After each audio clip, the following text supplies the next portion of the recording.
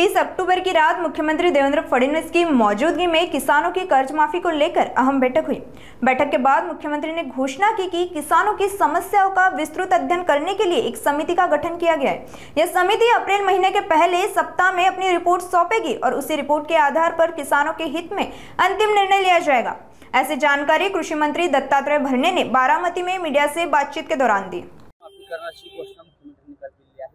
आपल्या सर्वांना माहिती आहे की अतिवृष्टी, दुष्काळ, गारपीट यामुळे आपल्या राज्यातला सगळा शेतकरी खूप अडचणीत आहे आणि शेतकऱ्यांनी जो शेतामध्ये पिकवलेला माल असेल, फळबागा असतील, त्याला बाजारभाव कोसळल्यामुळे त्याचा खूप तोटा झाला, त्यामुळे शेतकरी अडचणीत आहे। काही निसर्गाचा स्वभाव तुम्हाला माहिती आहे की पाऊस हा पडतोय, पण एकाच दिवसात वर्षात पडेल एवढा पाऊस एका दिवशी पडतो, त्यामुळे शेतकऱ्यांच्या वडे, नाले, नद्यांना पूर येतोय। त्यामुळे शेतकऱ्यांचं नुकसान हे खूप मोठ्या प्रमाणात झालेलं आहे आणि नुकसान झाल्यानंतर शेतकऱ्यांची खूप दिवसाची मागणी ही होती आणि तिन्ही आमची जी महायुती तिन्ही पक्षाच्या आमच्या जाहीरनाम्यामध्ये शेतकऱ्यांना आम्ही कर्जमाफी देणार ही आमची घोषणा या जाहीरनाम्यामध्ये होती आणि त्या संदर्भामध्ये बच्चूभाऊ कडू असतील, त्यांनी पण आंदोलन हे नागपूरमध्ये केलं। महादेवराव जानकर असतील, रवींद्र तुपकर असतील, राजू शेट्टी साहेब असतील, डॉक्टर नवले साहेब असतील, आपले माजी आमदार, आपले सगळीच मंडळी, शेतकरी संघटनेचे सगळ्या नेत्यांनी जे आंदोलन केलं होतं त्यांच्या संदर्भात काल मुख्यमंत्र्यांची रात्री बैठक झाली आणि आमच्या जाहीरनाम्यातच होतं की शेतकऱ्याला कर्जमाफी द्यायची।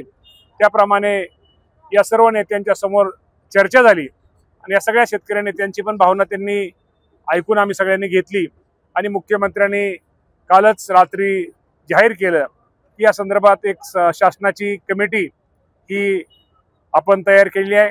त्या कमिटीचा अहवाल साधारणतः काय केलं पाहिजे या संदर्भात एप्रिल महिन्याच्या पहिल्या आठवड्यामध्ये या कमिटीचा अहवाल आपल्या सगळ्यांना प्राप्त होईल आणि येणाऱ्या 30 जून 2026 रोजी ही कमिटी निर्णय घेऊन निश्चित प्रकारे माझ्या शेतकऱ्यांना कर्जमाफीच्या बाबतीमध्ये योग्य तो निर्णय घेतला जाईल।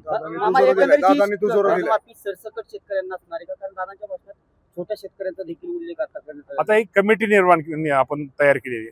मी ह्या कमिटीचा अहवाल आपल्या आता अजितदादा पवार साहेबांनी आपल्याला आताच भाषण झालं, कमिटीचा आपल्याला सगळ्यांना अहवाल येणार आहे आणि त्या कमिटीमध्ये काय केलं पाहिजे, काय कुठलं घेतलं पाहिजे या बाबतीमध्ये आमच्या शासनाचे प्रतिनिधी, शेतकऱ्याचे प्रतिनिधी किंवा कुठला निर्णय घेतल्यानंतर त्यामध्ये माझ्या शेतकऱ्यांचं हित हे ज्यादा होणार आहे आणि शेवटी कर्जमाफी ही मिळाली पाहिजे, ही शेवटी मोठ्या माणसाला मिळायला पाहिजे। ही कर्जमाफी ही या राज्यातल्या गरीब शेतकऱ्यांना, जो शेतकरी शासनाकडे कुठेतरी मोठ्या अपेक्षेने बघतोय आणि त्या गरीब शेतकऱ्याला निश्चित प्रकारे मिळाली पाहिजे। त्यामुळे या बाबतीमध्ये अजून आम्ही कुठलाही भेदभाव केलेला नाही। आजही ते कमिटी आज आपण नेमलेली आहे। दादांनी आता काही गोष्टीमध्ये जरी दादांनी गोष्टी सांगितलेल्या आहेतच, परंतु या बाबतीमध्ये कमिटी या बाबतीमध्ये निर्णय घेईल आणि या राज्यामध्ये जास्तीत जास्त म्हणण्यापेक्षा सर्व शेतकऱ्यांना, गरीब शेतकऱ्यांना याचा निश्चित प्रकारे लाभ या कर्जमाफीचा होईल।